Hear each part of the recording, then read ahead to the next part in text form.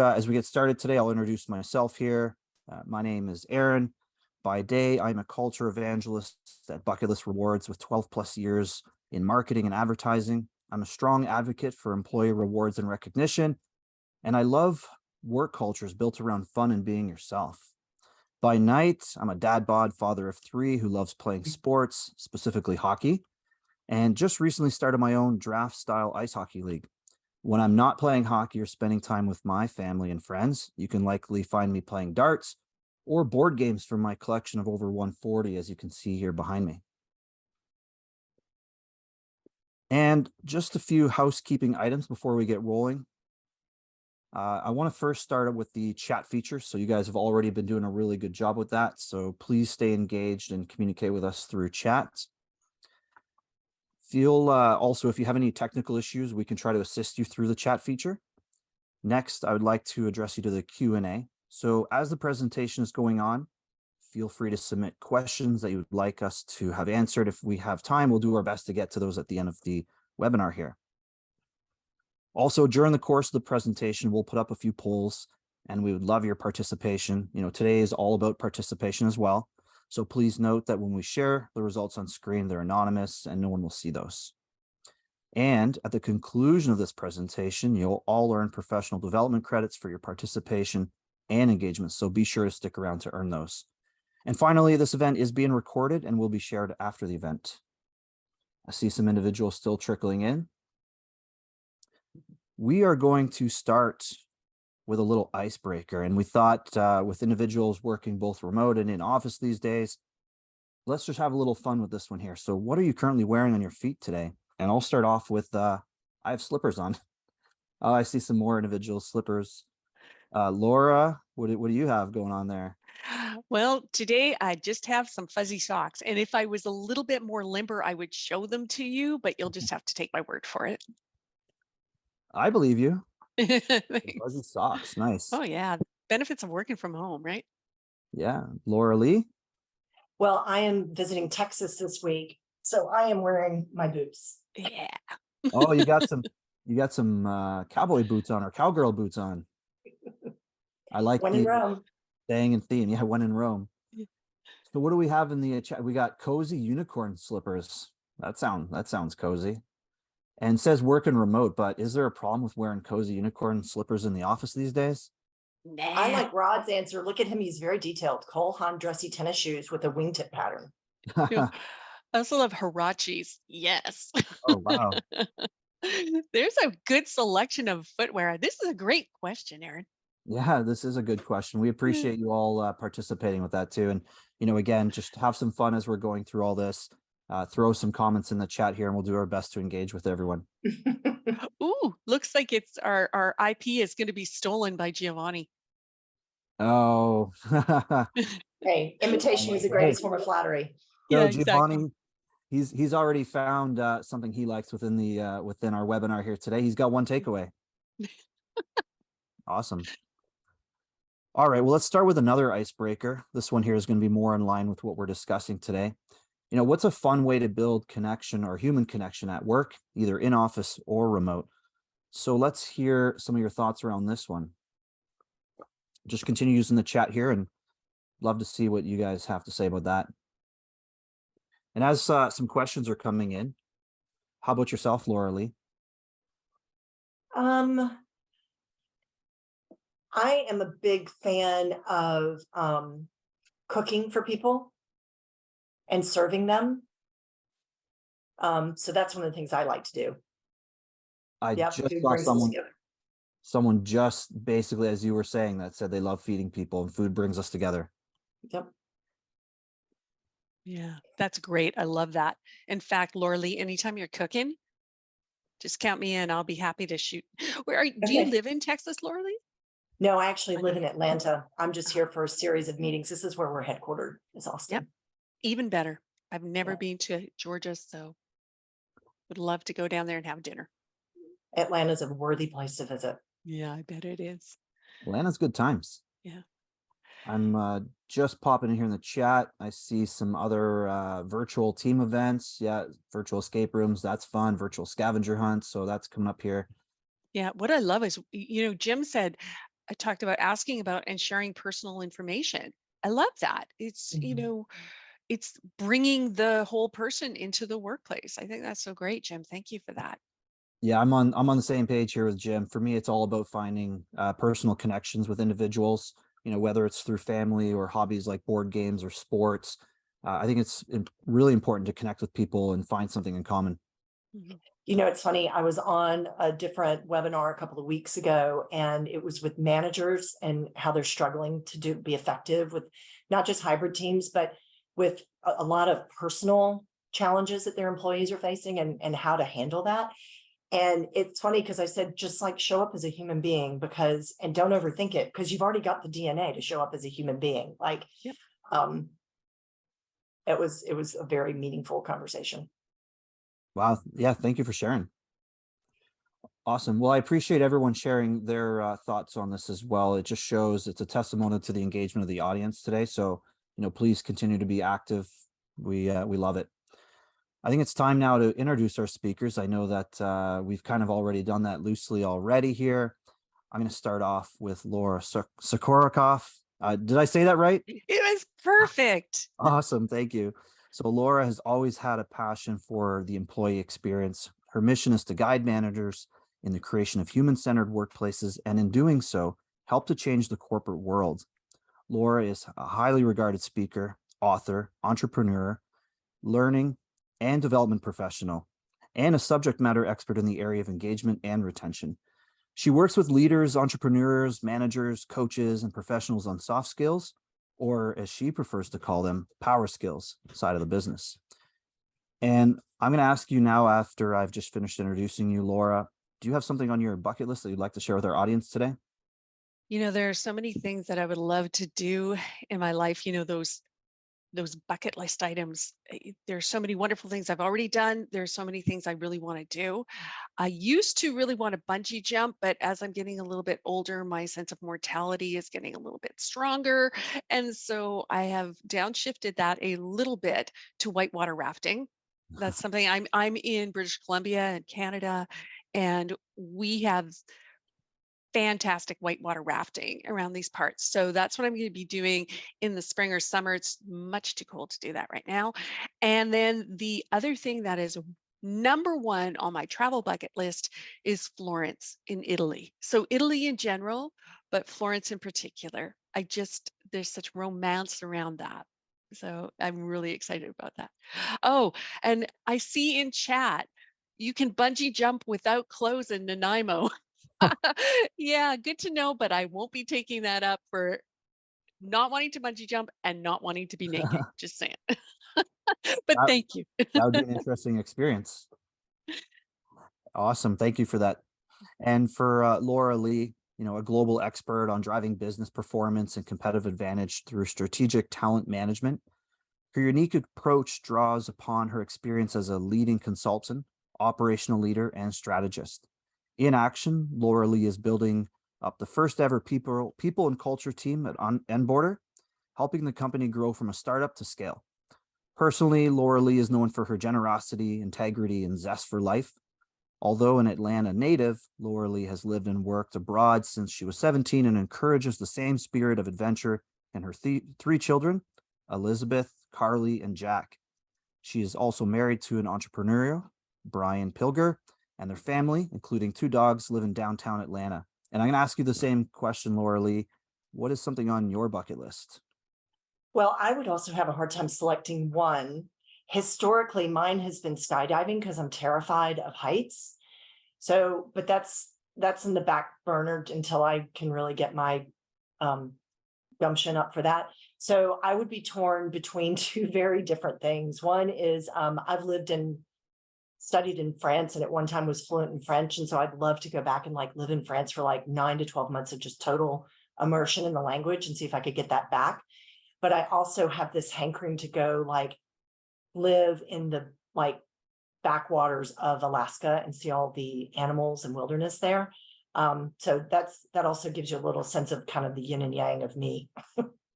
Yeah, wow. Those are both great bucket list items. And if anyone else wants to share their bucket list items in the chat, feel free to do that. And We'll take a peek as we continue on here. For myself, I would love to visit Rome. So, Laura, we wouldn't be far off. We're in the same vicinity there. I just really have a fascination for the history and the culture of Rome. Big fan of the Roman time with the Colosseum and all the gladiators, and just something I just want to feel and kind of like pick up on that history there. Awesome. So today's webinar is being presented to you by Bucketlist Rewards, the #1 employee recognition platform, Sea Change, soft skills, leadership, and manager training for human-centered workplaces, and Enboarder, creating better human connections across the entire employee journey. Today's agenda, we are going to focus on industry trends. Why is the human connection in the workplace important? Fireside chat, how to create meaningful culture of human connection, and some key takeaways and Q&A if we have time for that at the end there as well.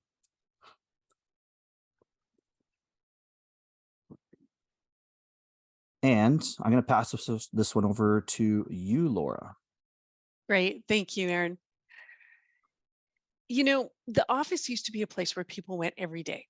This is the way business was done, and people went into the workplace, and in that workplace developed connections with coworkers, maybe even friendships.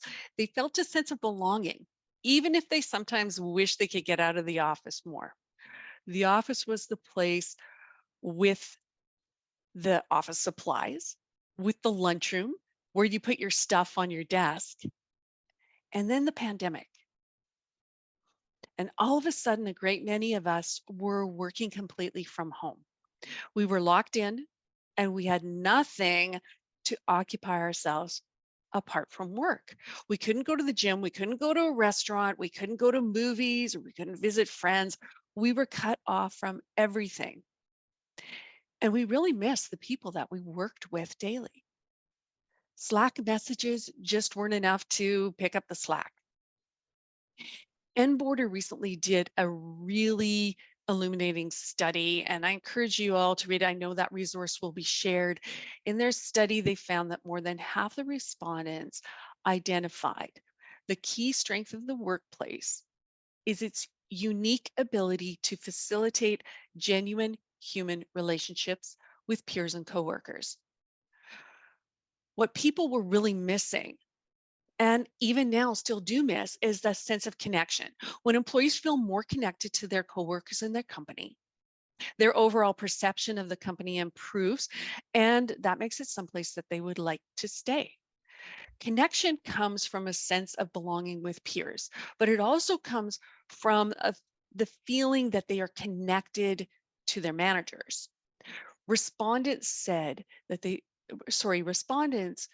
who said they felt disconnected were twice as likely to cite their managers as the cause of this disconnection. So it's clear that we need to equip our people leaders with the training and tools they need to communicate well with their team members. Soft skills training, like what I provide with my company, Sea Change Learning, is key to this. Connection, of course, doesn't just come from being in the office. Hybrid workers often report feeling the most connected to their companies and their work. And we've learned that a lot of people who work remotely don't want to go back to the office full time. So the key in keeping people who are working remotely or on a hybrid basis is communication. And again, the manager is the hub. The manager is the linchpin that keeps that connection going. Feeling a genuine sense of human connection is one of the biggest factors influencing our people's productivity. Not just their productivity, but also their job satisfaction and even their positive or negative perceptions of their workplace. It's important to make it a focus to have a productive, profitable workplace, the kind of place where people want to work. There are so many ways that people leaders can encourage this via recognition programs, for example, such as what the good people at Bucketlist will tell you.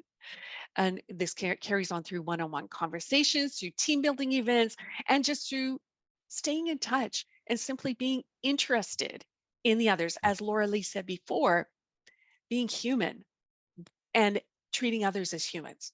So with that, Let's dive into this topic of workplace connection and how our actions can bring it about. And I'm going to hand it back to you now, Aaron. Thank you.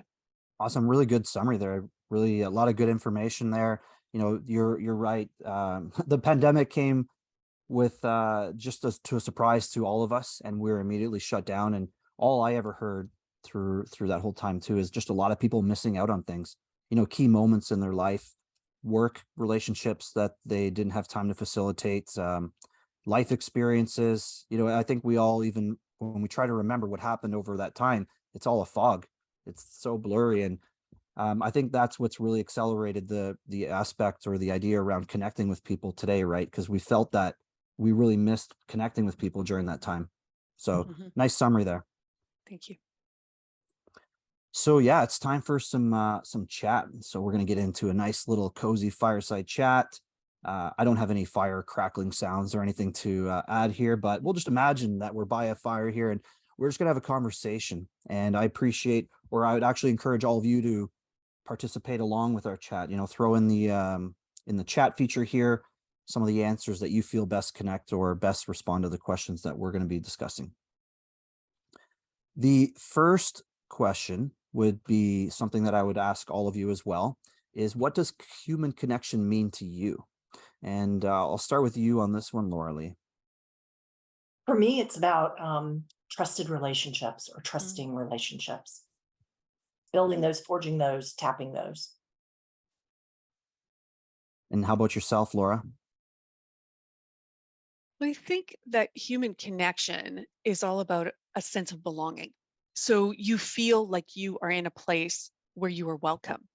And for me, I think the biggest part of creating that type of environment or being able to feel that connection is feeling as if you are heard, that that people know who you are, they're paying attention to you, they are hearing you, and they are understanding you. And of course, along with that is tied in with the sense of value of being somebody that they want to have there. Yeah, and I would double down on that, Laura, and also add that creating environments of psychological safety where people feel like they can come as their best and authentic selves and bring all the unique gifts of their mind, their perspective, their experiences, really, I think, accelerates that sense of who's my tribe? Am I in the tribe? Am I a welcome, valued part of the tribe? Yeah, 100% on that, Laura Lee. Absolutely. Again, it's this idea of feeling heard, understood, and valued, like you are an important part of this tribe. I love it. Thank you. Yeah, great. And I think it's important for people to really be themselves these days. I think a lot of people in the past, and it's probably still happening, they try to be someone maybe that they're not comfortable being because Mm. they feel like they have to be. But something that I've even tried to, and honestly, like as bad as the pandemic was for all of us, it did actually assist me in the way of trying to identify what I'm looking for and who I am and what a connections mean to me with people. And coming out of it, I just said, I'm just going to be more me, and that's just the way it's going to be. And I'm here at Bucketlist, and they appreciate that, right? We all appreciate it when someone's just more natural and authentic. Yeah. And for me, like it's all about finding something in common with someone. I always try to find something that I can relate to someone with. And as I mentioned earlier, whether it's through sports or board games or something social. And actually, according to a study done by Harvard Graduate School of Education, 36% of Americans are expressing serious loneliness. And this was a Mhm. problem that existed even before the pandemic, but with all of us even in lockdown. So it seems like work could help with that. What do you think could be done to alleviate this concern, Laura Lee? Sorry, I was just answering Rod. Let's see, Um, Rod. Okay, yeah. sorry. Okay, I got distracted for a moment. Ask me again, Aaron. Talk about being No vulnerable. problem. There you go. So yeah, I was just yeah, you know what? Actually, we appreciate all the comments here too. So thanks for engaging with us. Yeah, so I was just sharing a study that was done by Harvard Graduate School. They said 36% of Americans were expressing serious loneliness, and Yeah. this was actually even a problem before the pandemic, right? So work can help with this. What do you think work or the work environment can do to help alleviate this concern? It's funny. That's the other webinar that I was referencing when I spoke earlier. And it was like managers are dealing with issues of loneliness mental well-being, violence in the home, like personal issues that they're like, whoa, I never realized this was a part of my job. And that was, the answer I gave is don't overthink it, just embrace it as a human being. And also understand, your resources that you have available to you. Most of our companies have pretty robust employee assistance programs where, you can get professional help to support your people. It breaks my heart that there are such a large percentage of our employees that are feeling loneliness. That is so sad to me. And I guess, my life is so full, like you said in my bio, kids, dogs, spouses, everything, that a little bit of loneliness might be a relief for me some days. But I think, again, my response to that is to be acutely aware of where your people are, Mhm. so that you have the antenna that when something's off, and you can reach out to them, because sometimes just even noticing is like fosters that conversation or that ability for you to step in and be a helpful resource to them. But I also think, while it's kind of an aha moment for a lot of leaders to say, wow, this is a part of my job, like it's not just about getting the work done. I also think, I coach a lot of leaders on, like, it's not on you alone. And, tap into networks, resources, other people, to help advise you, including your peers, right? And I think creating space for leaders to talk about this and share their experiences and best practices not only increases people's comfort, like I'm not the only one that's dealing with this, but also can give you platforms where you can share great ideas and success stories. Yeah, I can sense how much that topic or that answer feels to you, because like I could sense the emotion in your response there. So yeah, thank you for sharing that. My pleasure. Awesome. I'm going to move on to the next question here. We do have a few questions to review as a team here. The next one, what are the current industry trends around best practices of culture building? And Laura, what do you think about that? Yeah, I'm not sure, Aaron, if it's a bandwidth issue on my end or on yours, but you were slowing down quite a bit. So I'm not sure everybody else in chat if, yeah, Yeah, it okay. sounds. Yeah. So Aaron, I think that you asked for me and not Laura Lee. So I'm going to start.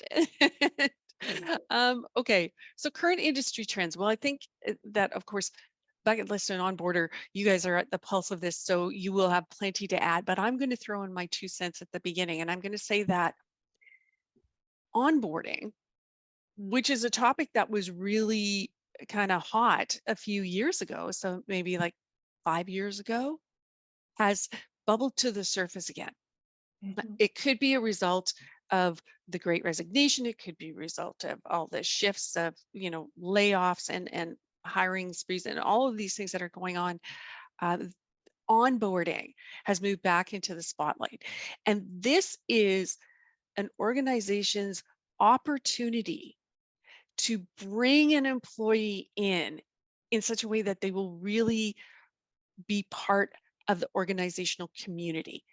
And really good onboarding programs involve the new employees. They connect these new employees, not just with other new employees in the onboarding group, but with people throughout the organization and with the organization itself. They give them a sense of being in a place and hopefully being in the right place for them. So a great onboarding program is a trend that I see coming back, and it's an excellent way to practice culture building. By the way, it's not just about the new employees. Involving existing employees, senior leaders, people from across the organization in the development and the delivery of an onboarding program helps those people feel connected as well. So I think that that is a really good trend that I love has resurfaced. There is also this trend of inclusion. The conversation started with social justice and DE&I, and it has taken root and has given us more of an air of inclusion.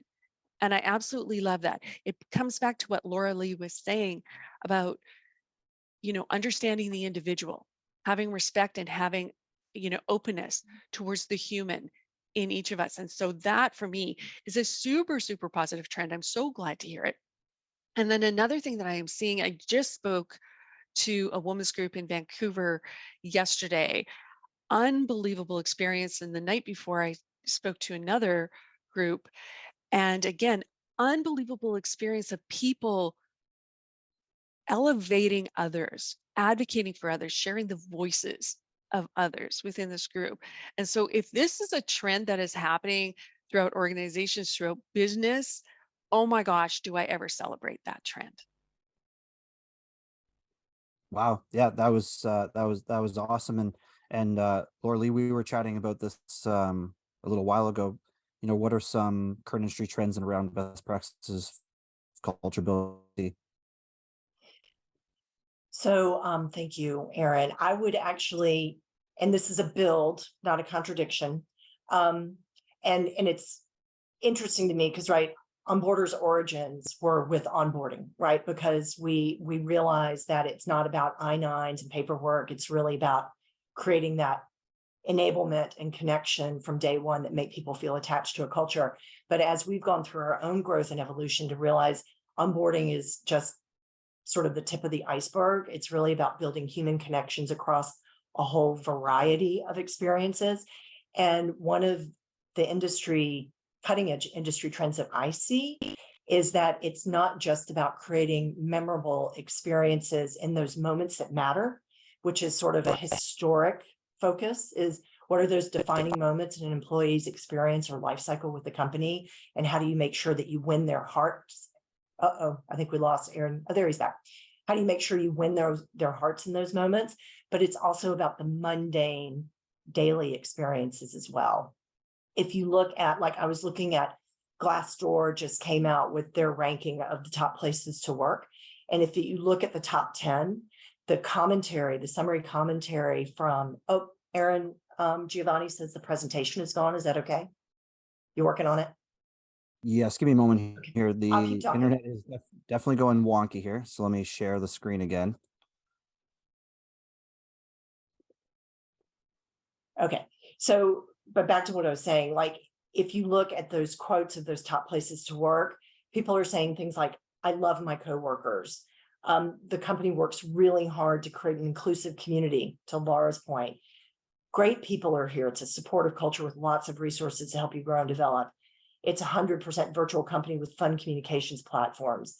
These companies have made the daily experience of their employees something spectacular, and it's making a demonstrable difference. So I think we just need to hold the two together in our minds as we create experiences and programs to support them. Yeah, really appreciate the response there. Apologies to it seems that my internet is deciding to have some good times while we're all in this lovely webinar. So we'll get through this. It is Laura Lee, even before we jumped in here too, you mentioned about the internet connection where you're located. I think it rubbed off on me a little bit here. I'm sorry. I didn't mean to share. No, it's all good. I even knocked on wood too. I'm like, no internet issues while we're doing this. So everyone can see the screen again. We're all good. Yes. Perfect. Maybe I'm more in sync now and you don't have to try to guess what I'm saying.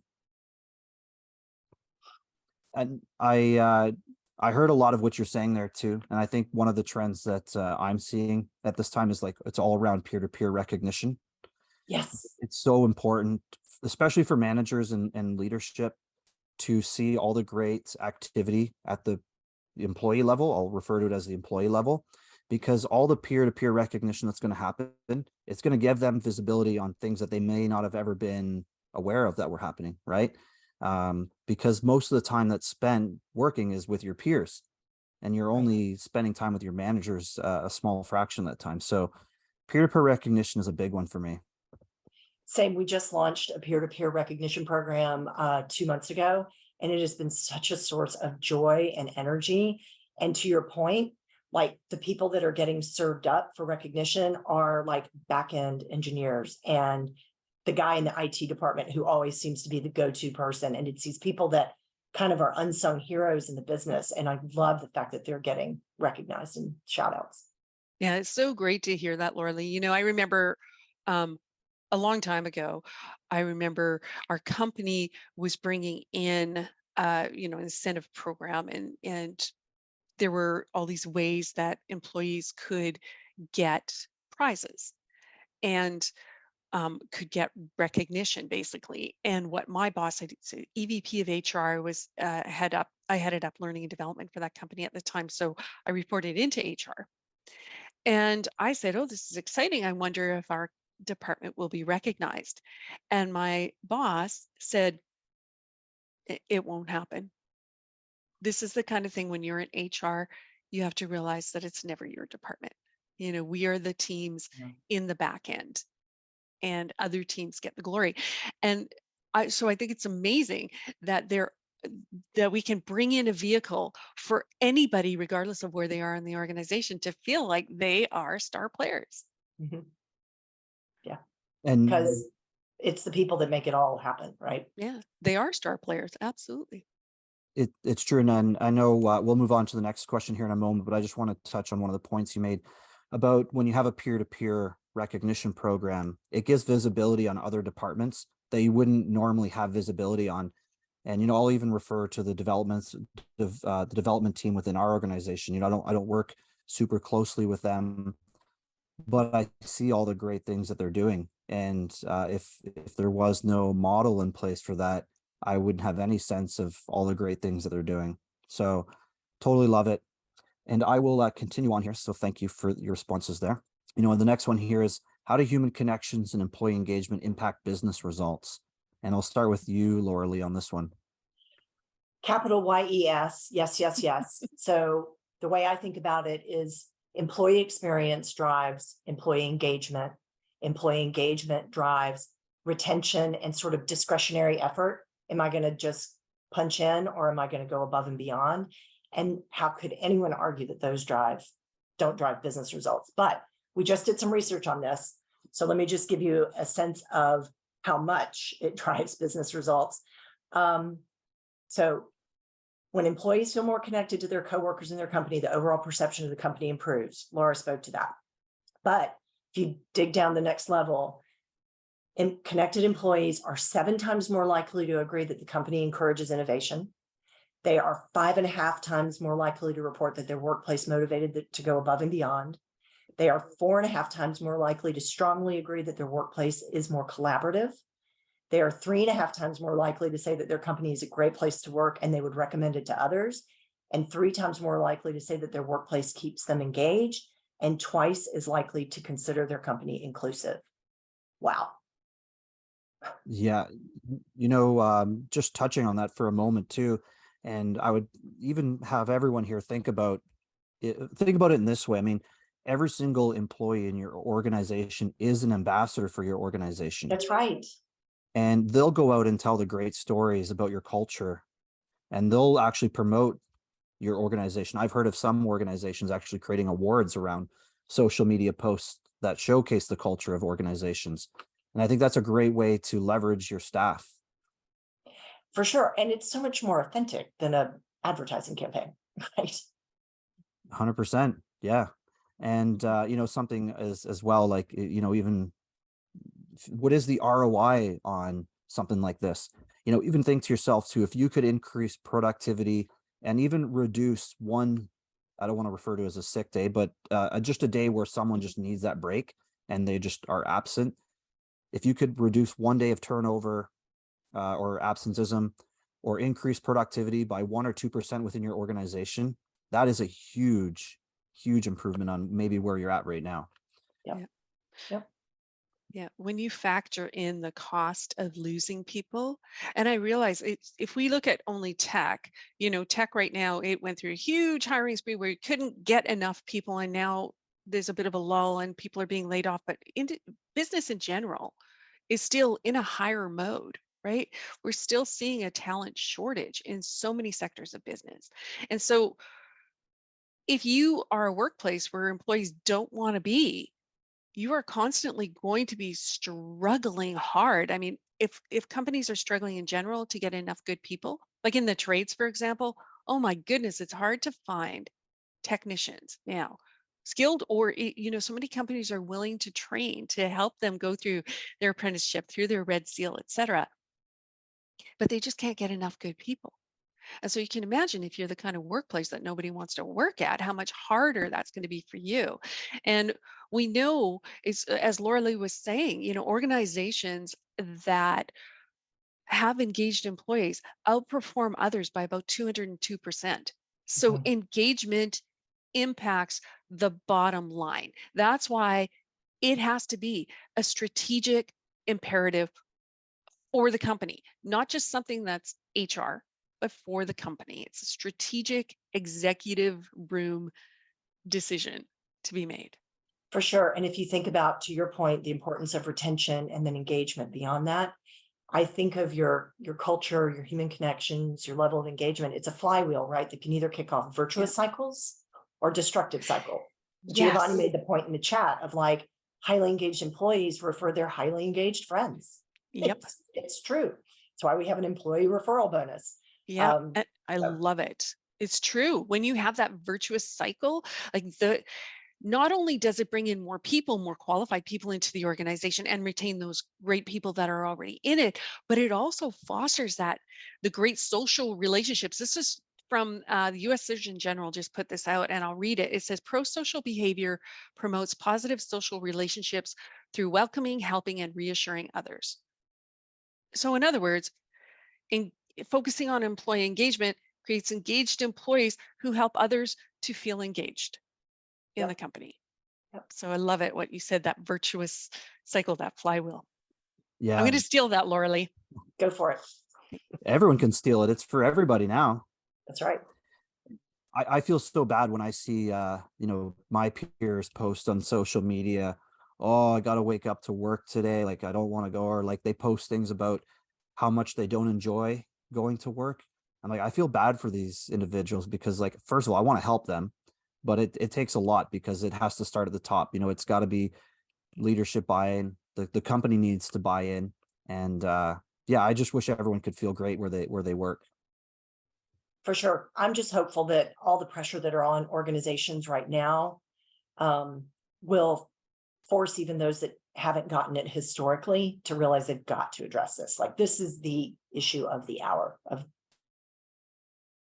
We spend so much time working, and it's if you think about it, in your day it's almost a third of your day is sleeping, so basically half your day up and about is work and dealing with peers that you are working with. So it's important to have good human connections and engagement and just feel good about doing what you're doing.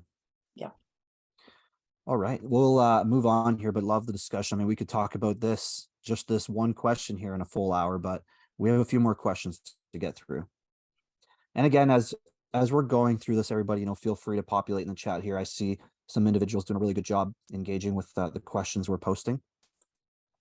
The next question we have up here: what role do organizational leaders play in helping employees connect? And I think we just kind of touched on this here, but I'll start off with you, Laura. Yeah, because this is for me. I I was going to say it's a hot button topic, but that's not that makes it sound like it's really a scary bad thing. That's not what I mean. What I mean is it's so important. Firstly, the leaders, as I said, it needs to be a strategic imperative for the organization. This isn't something that you just foist off on HR and say, okay, do something to engage employees. It has to be a strategic imperative. So it should be part of the DNA of the organization from the top down because it has such a huge revenue building opportunity, but also a huge cost factor opportunity on the negative side. So it really does need to be something that is absolutely taken into account for the whole direction of the organization. HBR recently put out a great article, so I encourage you to look it up. I'm just taking a look here. The The title is Putting a Price on People Problems at Work, and I'll put the link in chat in just a moment.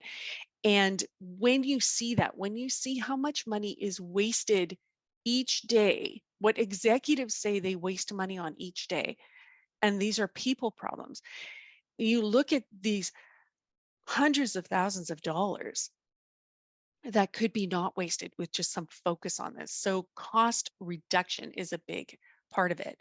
I also think that many companies talk a lot about it, and they, again, maybe they ask their HR teams to come up with some strategies, but they need to act on it as well. Companies put out employee engagement surveys. They get the voice of the employee telling them exactly what they would like to see. And then they go, oh, well, we're not going to deal with that. We just, that's not in our plan. And I think, okay, yes, maybe there are some things that are not in the plan for this year, but maybe there are some things that should be reviewed. Some things that could greatly impact the organization. So paying closer attention to the voice of the employees and wrapping that into strategic decision making would be, in my mind, very beneficial for the organizations. Erin, you talked before about some of the other benefits, things like reductions in absenteeism, uh, fewer safety incidents. All of these things are big cost factors. Even if you don't believe in the lovely, soft skill is part of it, even if you are kind of a hardline numbers person, those are numbers that all add up to big impacts. So for me, it's that strategic imperative. That's I'm just going to touch on one point you made there. Asking your people, they'll tell you, and I'm just going to refer to, Christmas is coming up here, and you don't guess what people want for Christmas. That's why we ask our kids to make Christmas lists, right? You ask people what they want, they'll generally tell you what they want. And it's the same for leaders. Ask your staff how they would want to be recognized or what they're looking for in culture, and they'll tell you. Well, and if you ask and you don't do something about it, you should just not even bother to ask. Yes. In fact, one of the survey questions in our biannual engagement survey is, I have confidence that leadership will take action against my feedback. And we look for a high score there. And we actually, when I do the readouts regionally of our engagement survey results, I tell them, this is what we're going to do to try to move the needle on each of us, and give me a score at the next survey. But anyway, that's not the question you asked me. So in terms of the role that organizational leaders play in helping employees connect, I'm sort of black or white about this. I think this is job number one for leaders. And it's particularly for leaders of teams, direct leaders of teams. 3 out of 4 of the top reasons why employees feel disconnected are tied to that relationship. So again, sorry, referencing some recent research that we just did, 29% of our respondents cited unsupportive passive managers as driving their sense of disconnection. 26% a lack of transparency in business decisions. So I'm not learning about why business decisions are being taken by from my manager. And 19% talked about working remotely. All 3 of those are directly in the hands of leadership. In fact, another myth about employee experience is that it's driven by a journey through HR processes, to build on something Laura said, when in fact, it's driven by 6 key elements: the work, what I do, and the resources I need to support it. Essential support: do I have the resources I need to do my job? Expectations and feedback: do I have clarity on what's expected of me and how I'm doing at it? Growth and development: do I have the resources and opportunities I need to grow and develop? And connections and relationships: the connections I need to collaborate, be seen and respected, and feel like I belong. And, we as learning and development leaders, we have to ensure that our leaders are aware of these key elements, and we have to give them the tools, the best practices, and the development to deliver and hold them accountable to that. Yeah. +1 on that, Laura Lee. I'm completely in agreement. If organizations talk about it, but they don't put resources behind it, It's And really people, challenging. So much of this, everything you said in that list, the work you do, the essential support, the resources, the feedback, the communication, growth and development, that all rests squarely in the laps of managers, right? This is now on them because they're the ones with the direct connections to the employees that report into them, but they in turn need to be supported as well. So 100%. organizational leadership needs to be supporting their managers. They need to be training them. They need to be giving them the skills to relate within these people areas, but also they need to be able to give them the breathing space to do it. Because so Exactly. many managers state to me they don't have time to connect with their people the way they know they should because they have so much work. And so Yeah. we need to, as an organizations, realize that our managers are struggling and they need the support too, And the space, to your point. and the space. Yeah. Yeah. 100%. Love it. And I'm just going to add one more thing here, and then we have two more questions that we'll get into before we start to wrap up. I just want to touch on core values, and I'm going to make a little joke here because when I meet with individuals, sometimes the individuals have written the core values, and I always joke and say, and I'll even ask everybody here, I'm going to challenge you all in your mind right now. Do you know your company's core values? Right? There are times, again, where I speak to people, and I always say it's the hardest question I ask. And I see some people now, saying no, and it's whose fault is it, right? I mean, if you're trying to showcase what the culture is all about, and organizational leaders can help by promoting these core values, right? And it'll help connect individuals. So with that, we'll move on to the next question here as we start to wind down. What are some tips on building a workplace culture where people are really engaged? And how does culture building differ in office and remote? We'll spend a couple minutes here and then we have another question and then we'll start to wrap up. So, Laura, what do you feel about this one here? So I'll echo and build on something we talked about a little bit before. I think you start off on the right foot with an outstanding onboarding experience that creates opportunities for employees to connect, that arms them with the knowledge they need to perform, and both sets the bar for culture, to your point, and behavioral expectations, and gets them excited, right? And remote onboarding just requires a little more thoughtfulness about how you level the playing field for remote versus in-office colleagues. Have their manager call as soon as the offer letter is signed to say welcome, map out their next 3 weeks on day one so they know what to expect and feel looked after, welcomed, valued, and looked after. Deliver both synchronous and asynchronous training so that there's cohorts that they can attach to, but also stuff that they can do on their own time. If we operate with the assumption that we're all managing hybrid workforces, create opportunities to draw all of your employees together in person and make sure that the time in the office is meaningful, right? This isn't time to come in and just get on your computer and work like you would at home. This is time for your in-person one-on-ones. This is time for collaborative sessions with key functions that you need to have strong relationships and capabilities with. Again, I'll double down on something I said earlier. Drive a transparent and psychologically safe environment where people can show up as their true best selves and communicate openly and freely. I'm a big proponent of empowerment. So empower ownership and innovation in your people, make everything a learning opportunity that fosters growth and trying new approaches. Center your performance management on continual feedback that's omnidirectional and especially enables teams providing feedback to their leader, not just one another. That's a way to continually engage people regardless of where they're doing the work. Make sure that senior leadership keeps employees informed about the strategy and how their role helps to deliver against that strategy, and then celebrate your people and their contributions. And I've already talked about our peer award, but that is a global program for us. We are all Enboarder is all in flexible work environments. So even the teams that come in just have agreed days that they come in to collaborate and do those one-on-ones. And so, those are really our monthly global connects where we bring everyone together virtually and do those celebrations amongst strategic updates. Those are all like platforms and venues that we're creating for everyone on an equal playing field.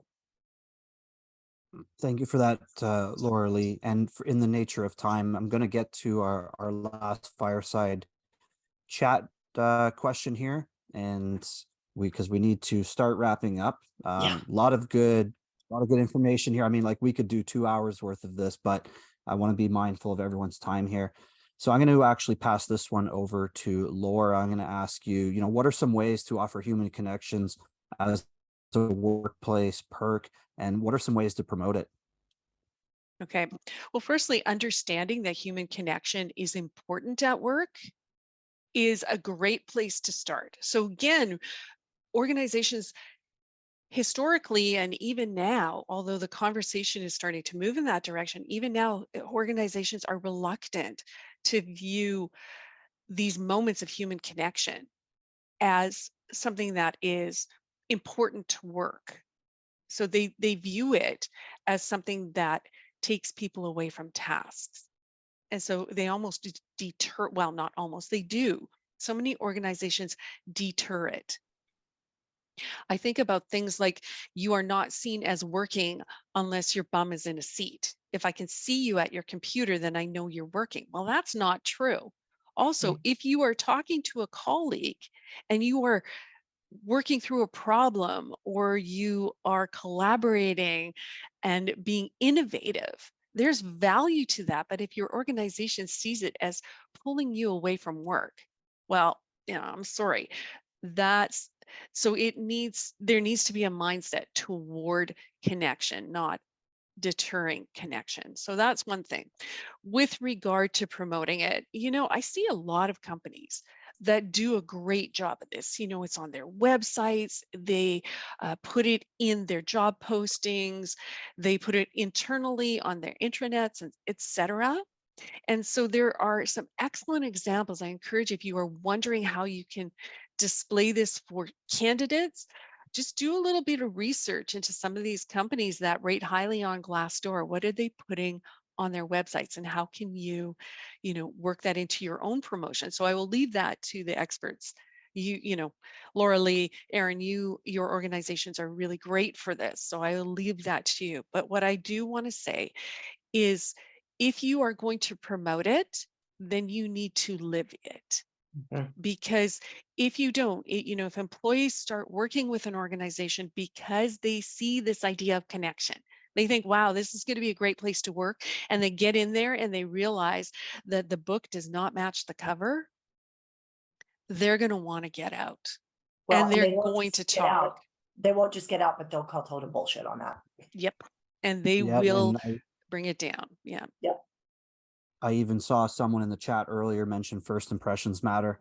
Mhm. And for the sake of time here, Laura Lee, I know that you recently wrote a report on the new office perk is connection. We don't really have too much time to dive into it, but perhaps you can share the link so that for the individuals here, if they want to review it, they can jump in and maybe just give a quick summary of what they can expect for that. Oh, thank you, Stacey. Yeah, the link is in the chat. It's really about flipping how you think about office perks, right? It used to be ping pong tables and free snacks, and some people even went as far as like concierge services and things like that. But it is really about human connection, and human connection trumps everything else. That's at the heart of the report. Awesome. Yeah, thanks for sharing that, Stacy. I think it's important for for everyone here to have some key takeaways, whether it's material or just general information that we're all sharing here. I'm going to actually summarize some of the key takeaways here that we've picked up on today. Finding ways to connect with individuals will take a lot of intentional effort. Focusing on relationships helps manager fosters connection and engagement in the workplace. Organizations can only benefit from a more connected human experience across the entire employee lifecycle. And also, companies that have made the daily experience of their employees spectacular are seeing Mhm. a massive difference here, demonstrable difference. For some reason, I was tongue-tied there. I don't know why. Maybe it's because we're wrapping up here, but we're going to actually get into our first poll question now. So if any of you have any really big takeaways, or if you found something that's resonated with you, please let us know if this is a webinar that you've enjoyed. So just give me a moment. I'm going to pop this up here. And also in the chat while you're responding here, which topics resonated the most with you today? I'm going to leave it up for a little bit here. Let's get some feedback. We always love and appreciate feedback. Thanks, Aaron. Aaron with an E. I see it. Renata, thank you. Awesome. So I'm going to wrap up this poll here. Appreciate everyone responding to this one. I'm going to close it down in 3. I'm going to do a slow count. 3, 2, 1. Perfect. Awesome.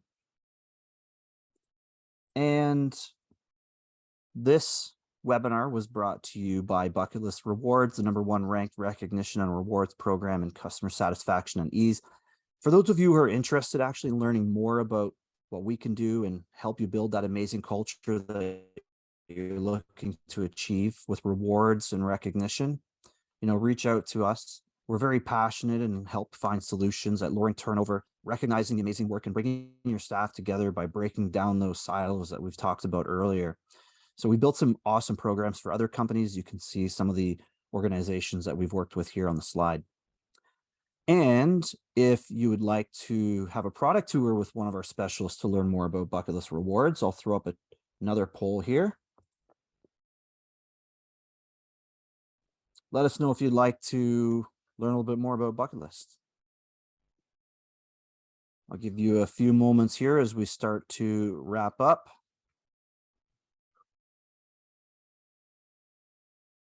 I always love doing these.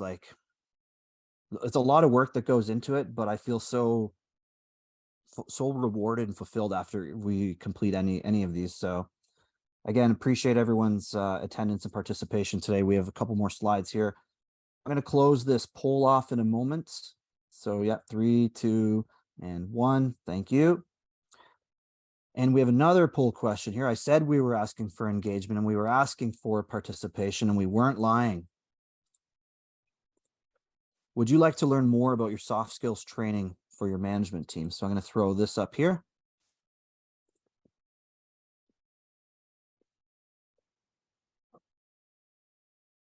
And Aaron, just while you're waiting for those answers, there's a couple of questions in the chat about when the credits will be supplied.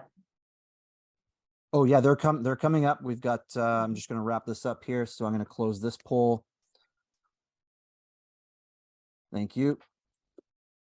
Perfect. And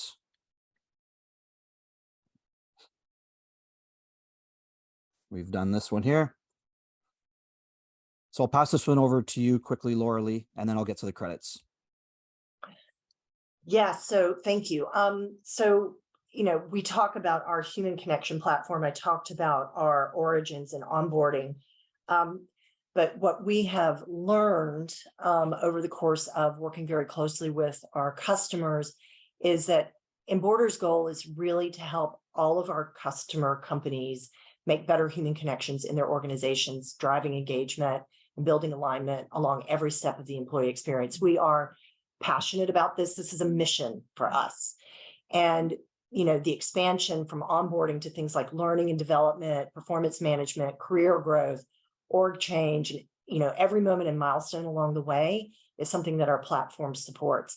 So we trying to think about it in the most simplest terms. We cut through the noise of daily communications and really try to elevate the things that are most important in your organization with these interactive, actionable nudges that drive behaviors, spark joy, and nurture this culture that we're all striving for, right? A culture of connection and belonging. So that's kind of it in a nutshell. And if you want to learn more, we'd be happy to tell you more. Awesome. Yeah, thank you. And I had a poll up there too, so I'm going to end this poll here. So thank you everyone who's responded. And we're going to round it out now with the credits. So here we go. So for those who participated today, you'll earn the following credits from HRCI and SHRM.